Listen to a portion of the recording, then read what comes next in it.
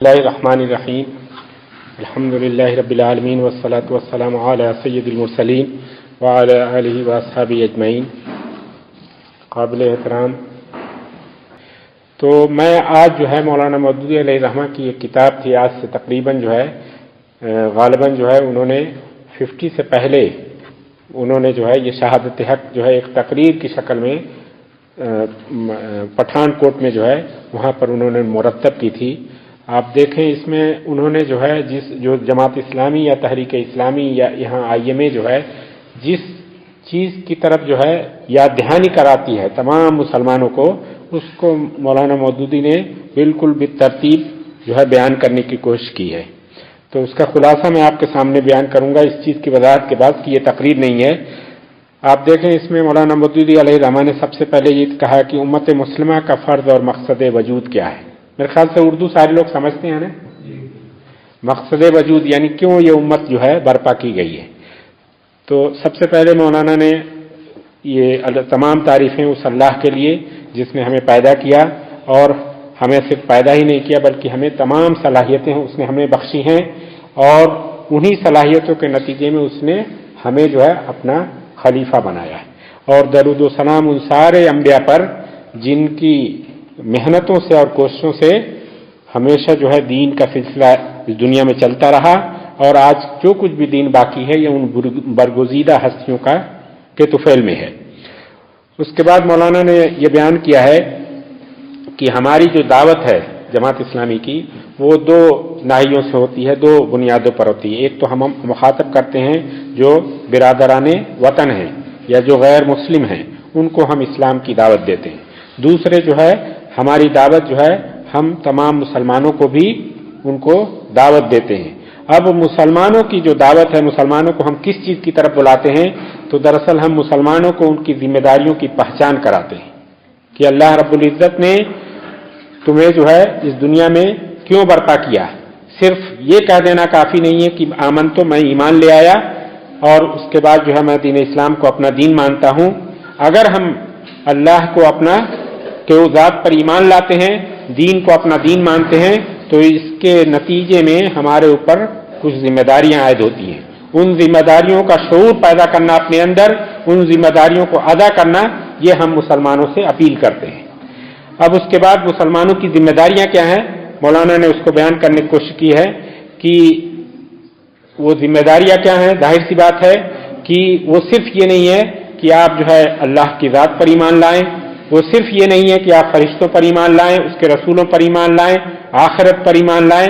نہیں، وہ ذمہ داریاں صرف اتنی ہیں کہ آپ جو ہے نماز پڑھیں، روزہ رکھیں، زکوٰۃ دیں، حج ادا کریں.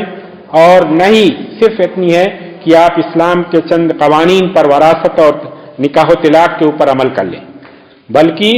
اس سے بڑھ کر ایک بہت بڑی ذمہ داری جو ہے اس امت کی ہے، وہ دین کے گواہ کی حیثیت سے دنیا میں اٹھنا، دین کی گواہی دینا. اور اسی کے لیے دراصل امت کو وجود میں لایا گیا ہے، اور اسی کو اللہ رب العزت نے قرآن میں کئی مقامات پر کہا ہے تاکہ انبیاء کا جو مقصد ہوا کرتا تھا وہ یہ امت اس کو پوری کر سکے. انبیاء کا جو مقصد ہوا کرتا تھا وہ اللہ کی حجت کو تمام کرنا، اسی کو اللہ رب العزت نے دیکھیں جو اس سے پہلے بھی نذیر بھائی نے پڑھا کہ وَكَذَلِكَ جَعَلْنَاكُمْ أُمَّةً وَسَطًا لِتَكُونُوا شُهَدَاءَ عَلَى النَّاسِ. اسی لیے تو ہم نے تمہیں امت وسط بنایا تاکہ تم لوگوں کے اوپر گواہ رہو، اور وَيَكُونَ الرَّسُولُ عَلَيْكُمْ شَهِيدًا، جس طرح رسول تمہارے اوپر گواہ رہے. تو یہ جو ہے دراصل اس مسلمانوں کی ذمہ داری ہے کہ وہ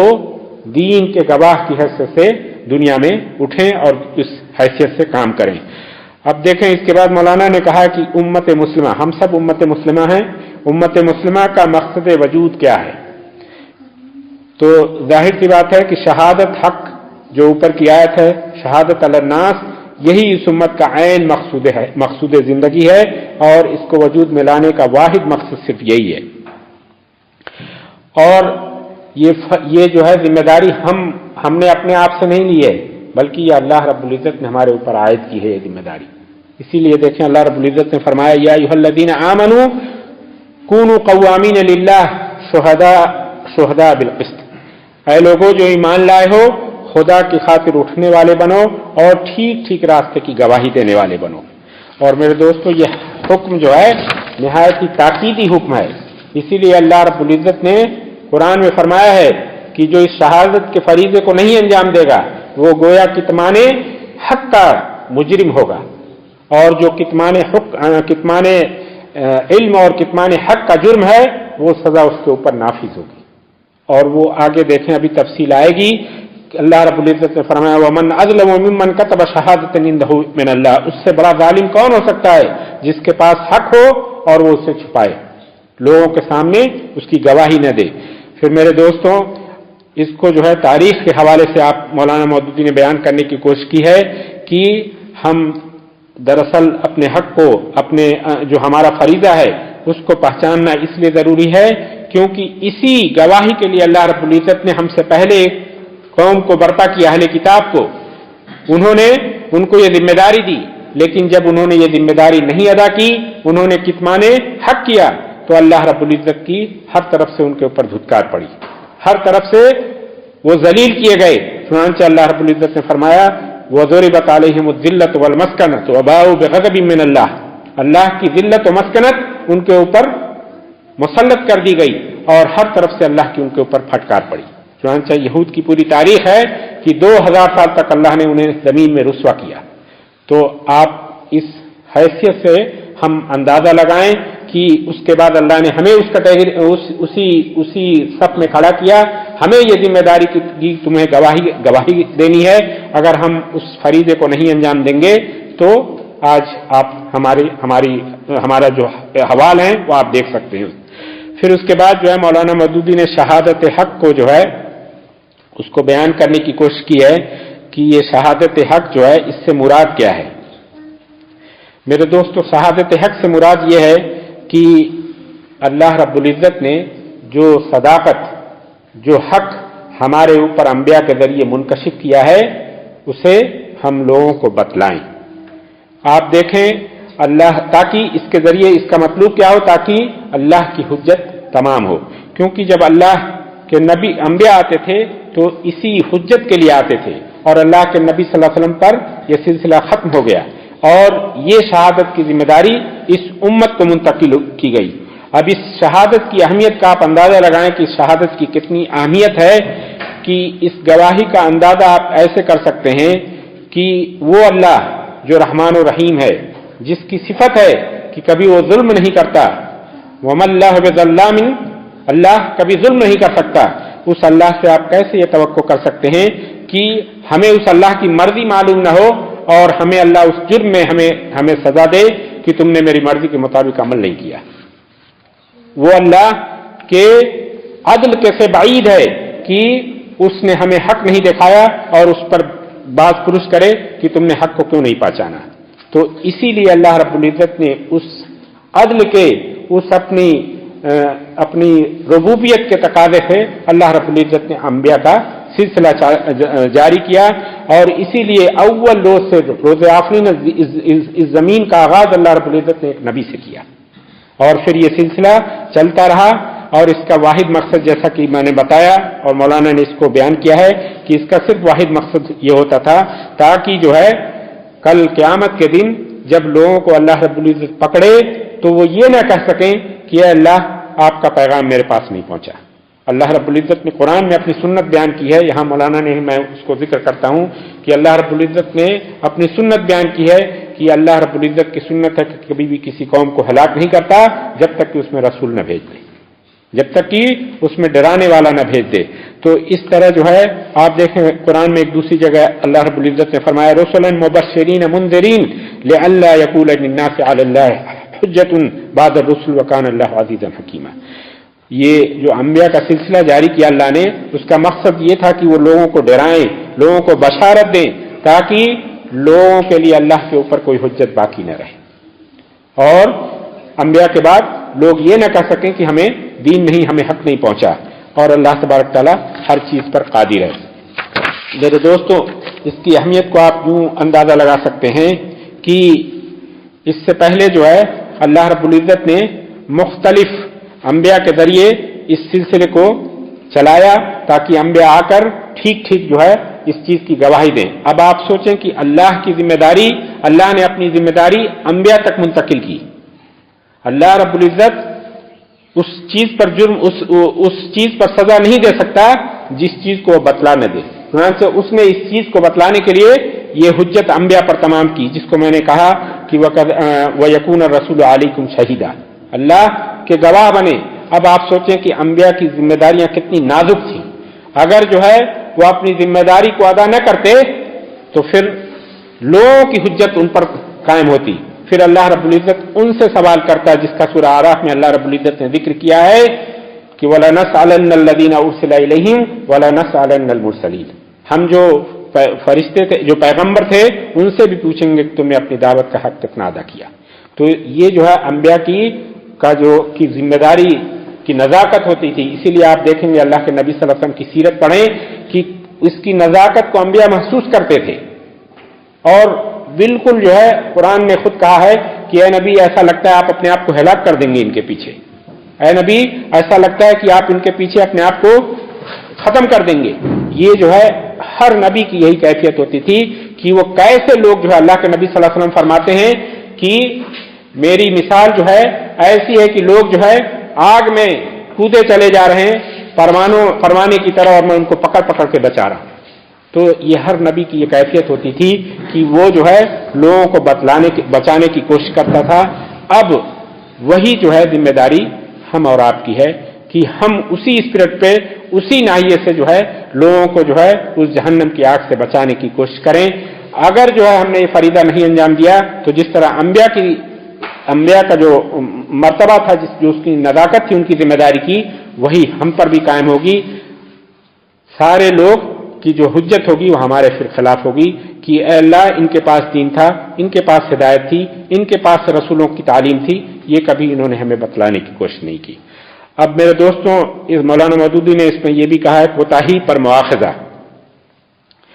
مولانا نے اس میں بتایا ہے کہ پھر انبیاء کے ذریعے جن لوگوں نے حق کا علم اور ہدایت کا راستہ پایا ان کو اللہ نے ایک امت بنایا اور وہی کام وہ کرتے رہے جو انبیاء ان کو دے کر گئے تھے۔ پھر اس کے سلسلے میں سب سے آخر میں اللہ کے نبی صلی اللہ علیہ وسلم آئے اور انہوں نے حجۃ الوداع میں کہہ دیا کہ وہاں آیت نازل ہوگی الیوم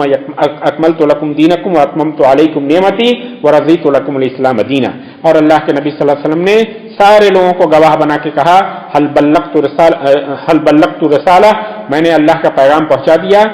سارے لوگوں نے کہا کل بلغت وادیت الامانہ، اللہ کے نبی صلی اللہ علیہ وسلم نے اللہ کو گواہ بنایا، اللہم اشہد اللہم اشہد اللہم اشہد۔ پھر اس کے بعد کہا فلیبلغ الحاضر الغائب، قیامت تک آنے والے انسانوں تک پہنچانے کی ذمہ داری اب تمہاری ہے اس دین کو۔ تو اس طرح جو ہے میرے دوستوں، اگر یہ دنیا کا معاملہ ہوتا تو ہم مختلف ہیلے بہانے کر کے چھوٹ جاتے، لیکن یہ معاملہ اس اللہ سے ہے، ہم اس اللہ سے بچ نہیں سکتے، دنیا میں بھی بچ نہیں سکتے اور آخرت میں بھی بچ نہیں سکتے۔ اب میرے دوستوں، مولانا مودودی نے اس میں بیان کرنے کی کوشش کی ہے اس میں کہ اس شہادت کا طریقہ کیا ہوگا، جو ہم کو شہادت دینی ہے لوگوں پر اس دین کی حق کی، اس کا طریقہ کیا ہوگا۔ تو وہ اس کا طریقہ یہی ہے جو کتاب، اللہ کی کتاب ہمارے پاس ہے، قرآن ہمارے پاس ہے، اور یہ قرآن جو ہے یہ صرف ہماری جاگیر نہیں بلکہ ہدی للناس، اللہ نے اس کو کہا تمام انسانوں کے لیے۔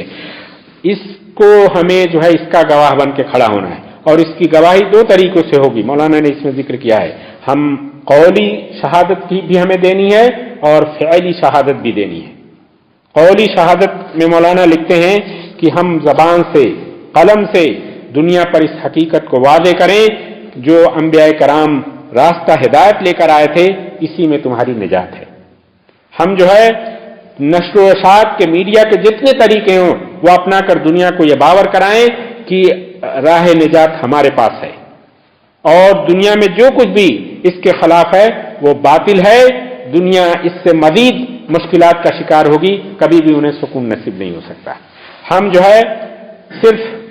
جو فکری گمراہی ہے، اسی طرح جو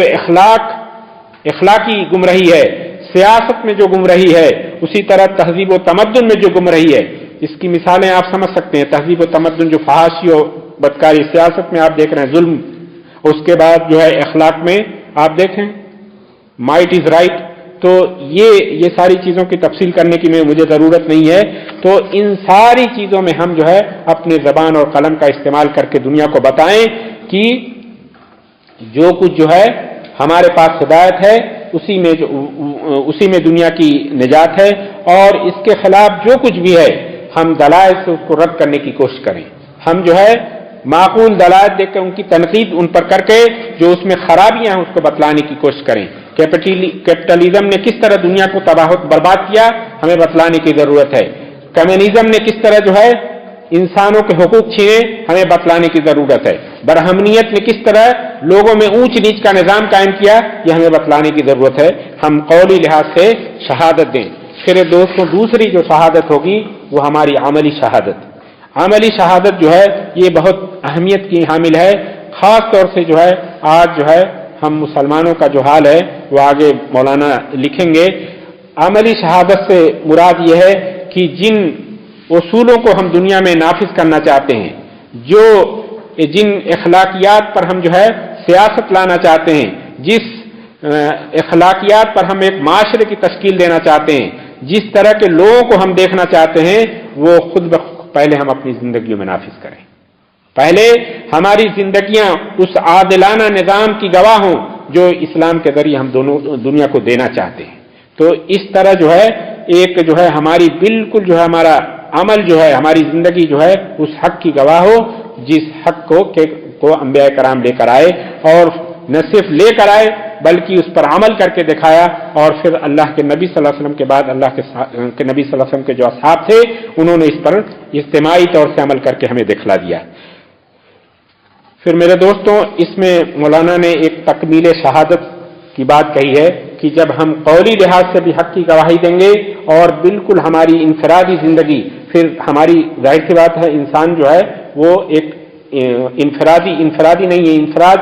انسان کی بالکل فطرت میں ہے کہ وہ سماجی زندگی گزارے گا. وہ اس کے ذریعے پھر ایک خاندان وجود میں آئے گا، ایک معاشرہ بنے گا، ایک سوسائٹی بنے گی. تو اس طرح ہمیں قولی لحاظ سے، اور جب ہماری یہ پوری ہماری خاندانی زندگی، ہماری معاشرتی زندگی، اور اس میں ساری چیزیں آئیں گی میرے دوستوں. اسلام جو ہے وہ مکمل نظام حیات ہے. اسلام جو ہے یہ چاہتا ہے کہ ہماری جس طرح عبادتیں درست ہیں اسی طرح ہمارے سیاست کا نظام بھی درست ہو، اسی طرح ہماری معاشرت کا بھی نظام درست ہو، اسی طرح ہماری معیشت کا بھی نظام درست ہو. یہ ساری چیزیں جب ہم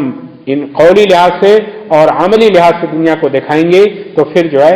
وہ تکمیل شہادت ہوگی. پھر ہم جو ہے حضور پاک صلی اللہ علیہ وسلم کے بعد اللہ کے کٹہرے میں کھڑے ہو کر کہہ سکتے ہیں کہ اللہ جو ہدایت تھی میں نے دنیا کو بتلا دیا.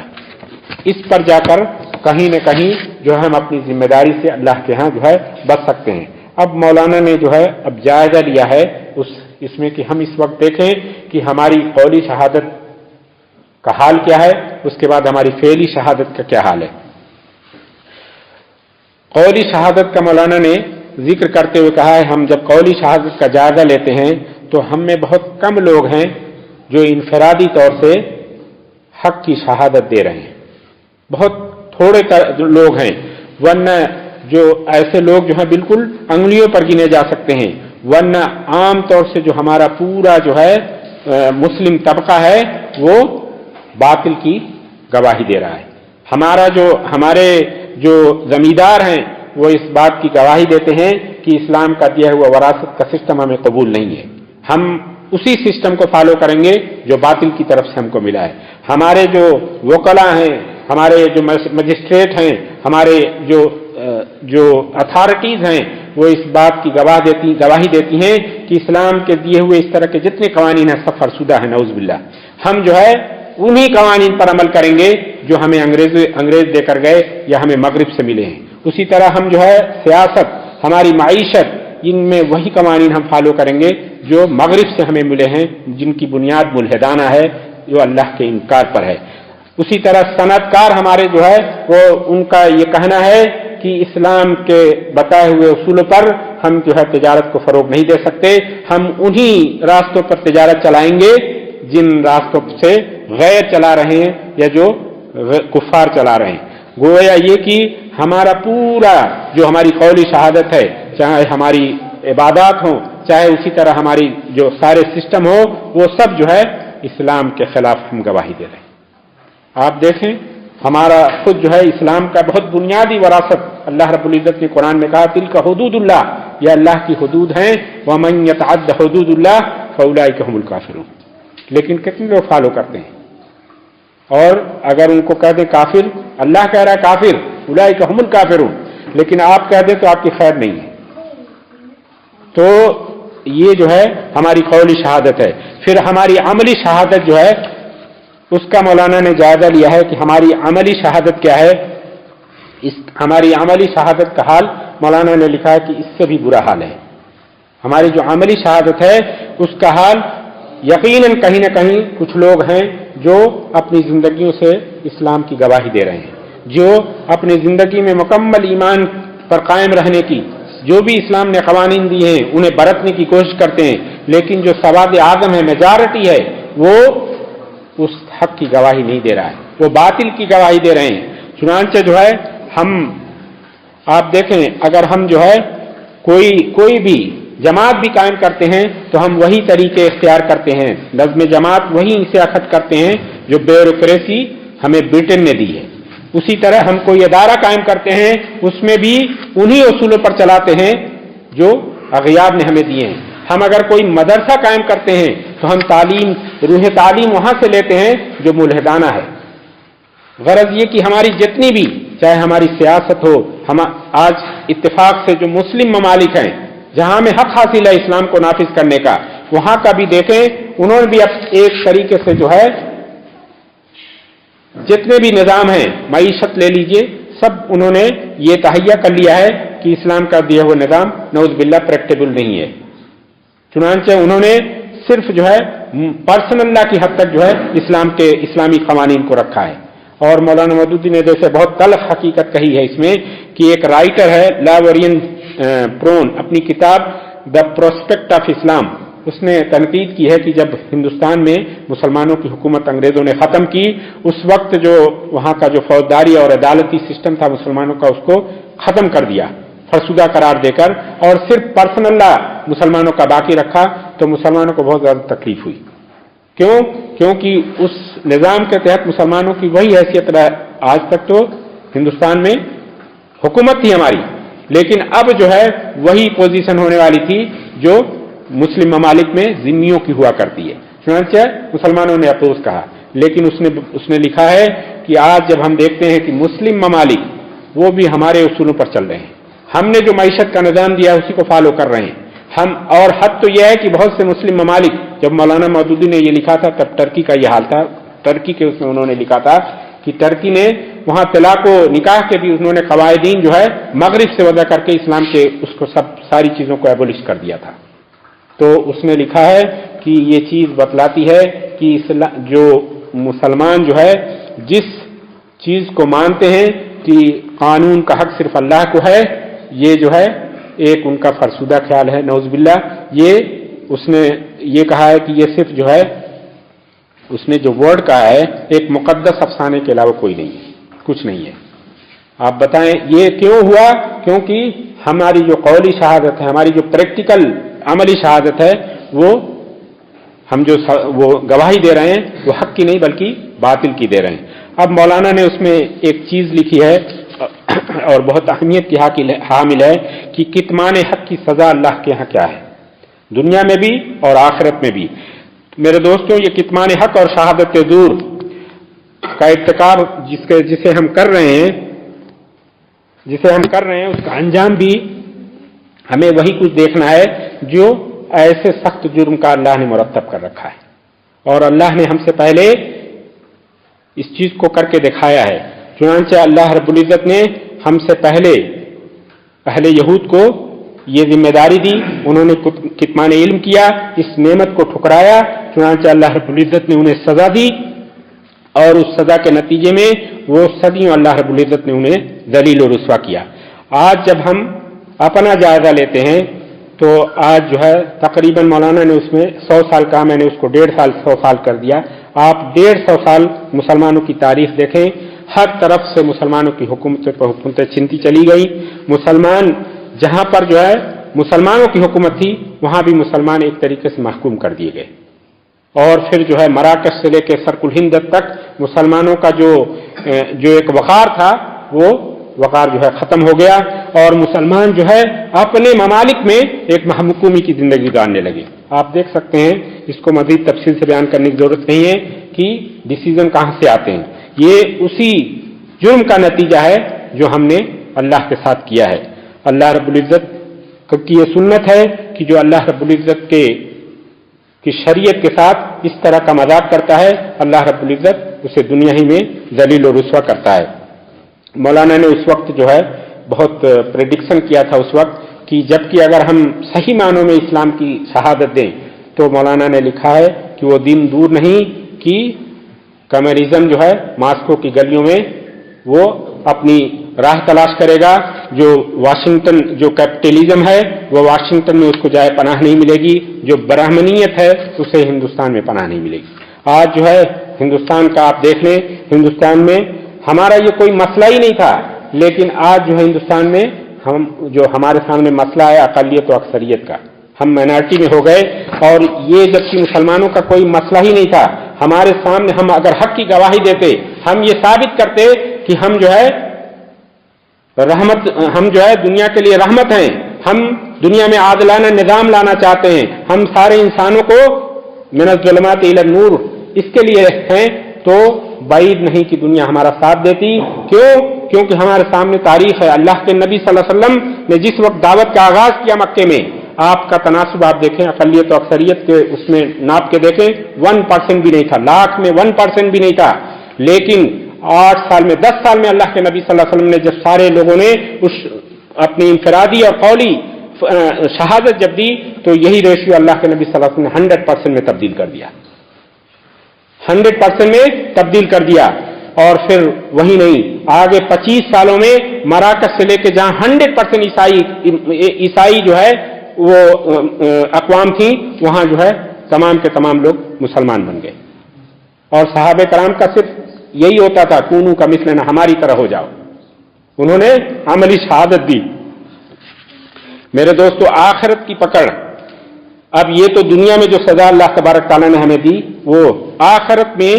اللہ تبارک تعالیٰ نے ایسے جرم کی جو سزا مرتب کی ہے اسے بھی اللہ رب العزت نے بیان کر دیا ہے کہ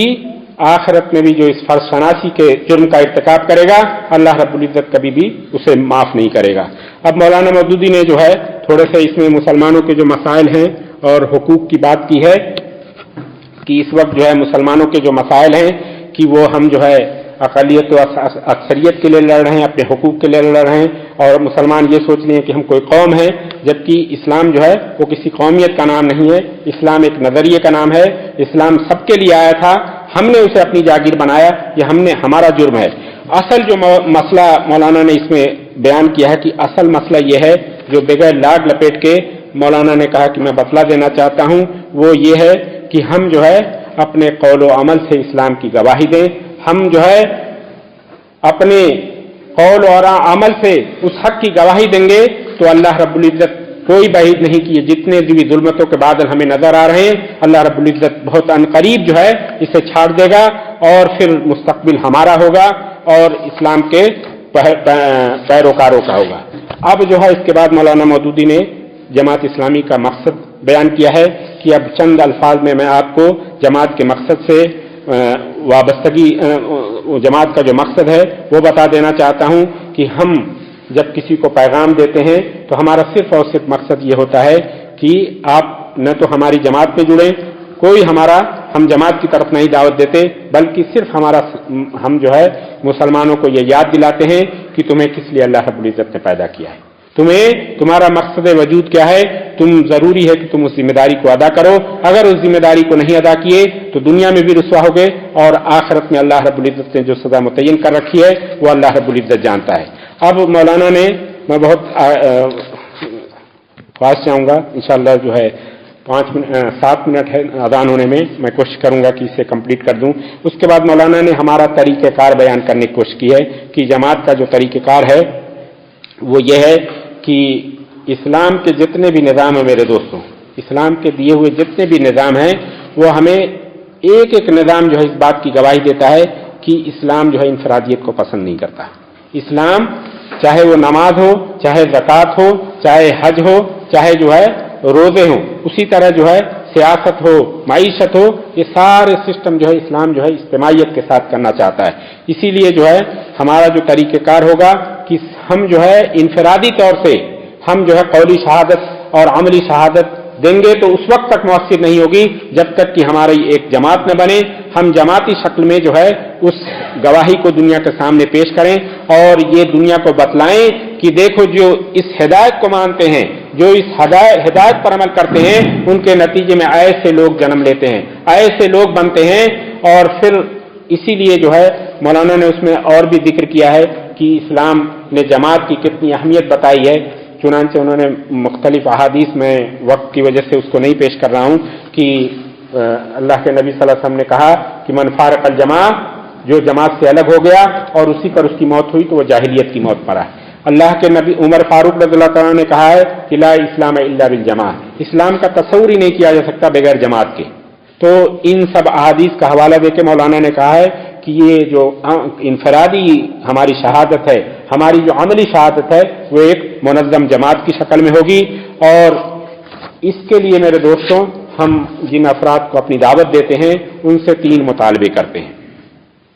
एक पहला मुतालबा मैं बहुत ही इख्तिसार के साथ, इसमें अगर पूरी तरतीब से मैं बयान करता तो शायद बहुत अच्छी तरह आप लोगों को समझ में आता, लेकिन मैं बहुत इख्तिसार के साथ, मौलाना ने 3 ऑप्शन रखे हैं। सबसे पहली चीज़ कि हमारी जो दावत है, हमारा जो अकीदा है, हमारा नस्बुलैन है, हमारा जो निज़ाम जमात है, हमारा जो तरीक़ेकार है, अगर आपको इससे इत्तेफाक है तो आप हमारे साथ शामिल हों और उस हक़ के गवाह बनकर खड़े हों। लेकिन अगर आपको हम पर इत्मीनान नहीं है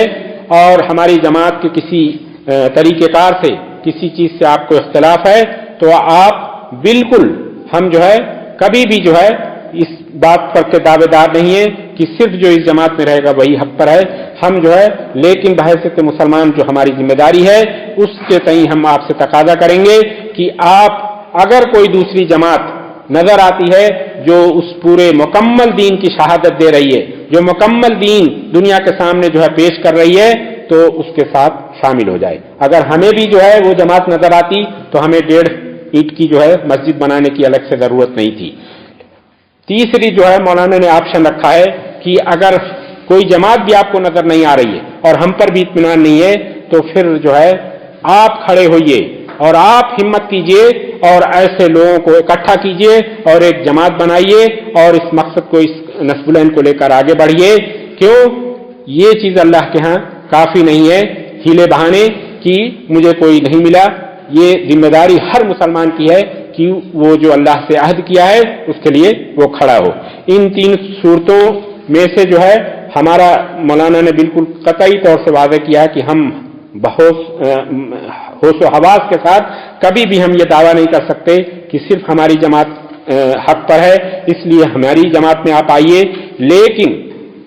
आपको इंफरादी जिंदगी नहीं गुजारनी है, बल्कि इज्तिमाइयत के साथ मिलके अकामत दीन और शहादत अन्नास का फरीजा अंजाम देना है। अब मेरे दोस्तों, मौलाना ने इसको भी वादे करने की कोशिश की है और इसको मैं भी कई बार जो है बयान कर चुका हूँ कि जो अंबिया कराम की हैसियत होती थी वो हैसियत जो है एक सेपरेट होती थी। अंबिया कराम जो होते थे उनको अल्लाह रब्बुल इज्जत मुकम्मल सलाहियतों का मालिक बनाया करता था। वो वक्त का इमाम भी होता था, वो वक्त का सिपा सालार भी होता था, वो वक्त का काजी भी होता था और वक्त का जो है वो जज और मजिस्ट्रेट और हाकिम भी होता था। लेकिन अब जो जमातें अगर मुख्तलिफ एक मकसद के लिए उठती हैं तो ये नहीं कह सकते हम कि ये इतनी जमातें, यकीनन ये चीज़ मतलूब है कि एक ही जमात कायम हो, लेकिन ये उस वक्त मुमकिन है जब एक निज़ाम मुकम्मल तरीके से कायम हो। लेकिन यहाँ मसला तो ये है कि वो निज़ाम जो है उसको अव्वल से शुरू करना है। आज जो हमारी कोताहियों की वजह से उसके सारे शिराजे बिखेर दिए गए। इसलिए अगर कई लोग भी, कई जमातें भी काम करती हैं तो इसमें हर्ज नहीं है। और इस्लाम की ये अल्लाह ने, इस्लाम की फितरत में वो कुदरत ने वो लचक दी है,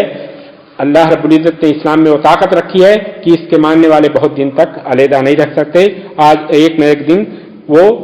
एक होंगे। अब हमसे जो आपसे मुतालबा है वो ये है कि अगर आपको इत्मीनान है तो आप इस कारवां के साथ शामिल हों और अपनी इनफरादी जिंदगी को उस हक का गवाह बनाएं اور قولی بھی گواہ بنائیں، عملی طور سے بھی اس کی گواہی پیش کریں، اور پھر ساتھ ساتھ جو ہے جہاں سے آپ کا تعلق ہے اس میں آپ ایک جو ہے پورا اپنا انفلوئنس بنا کر اس دین کو قائم کرنے کی کوشش کریں۔ اس کے لیے جو میرے دوستوں مطلوبہ ہمارے ہاں جو ہے ممبرشپ کا یہی کریٹیریا ہے، جو